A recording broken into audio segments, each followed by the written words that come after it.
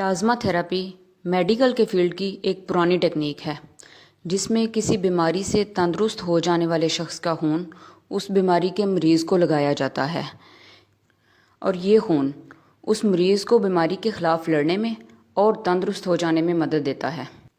उसकी वजह यह है कि बीमारी से तंदुरुस्त हो जाने वाले शख्स के खून में उसके इम्यून सिस्टम की वजह से ऐसी एंटीबॉडीज़ डेवलप हो चुकी होती हैं जो बीमारी के जरासीमों के ख़िलाफ़ लड़ती हैं।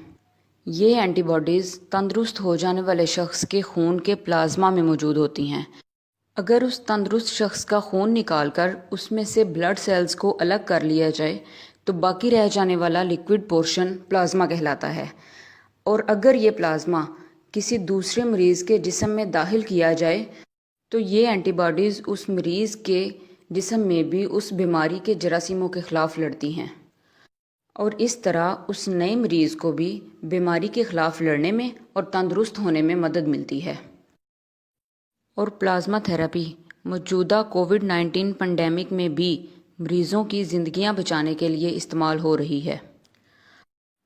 पाकिस्तान भी कोविड-19 में प्लाज्मा थेरेपी इस्तेमाल करने वाले ममालिक में शामिल है और पाकिस्तान में कोविड-19 में प्लाज्मा थेरेपी का आइडिया स्टार्ट करने वाले डॉक्टर ताहिर शमसी हैं। और डॉक्टर ताहिर शमसी का ये दावा है कि ऐसे मरीज़ जो कोविड-19 से वेंटिलेटर पर जा सकते थे, प्लाज्मा थेरेपी इस्तेमाल करने से उनमें से 80% मरीज़ वेंटिलेटर पर जाने से पहले ही सेहतयाब हो गए हैं। और इसके बाद पाकिस्तान में कोविड-19 के लिए प्लाज्मा थेरेपी का बड़े पैमाने पर इस्तेमाल हो रहा है। लेकिन प्लाज्मा थेरेपी के साथ कुछ साइड इफ़ेक्ट्स और रिस्क भी एसोसिएटेड हैं, जिसमें मरीज़ को बुखार हो जाना, सर दर्द का होना और एलर्जीज़ के साथ साथ किसी दूसरी ख़तरनाक बीमारी के जरासीमों का मुंतकिल हो जाना भी शामिल है।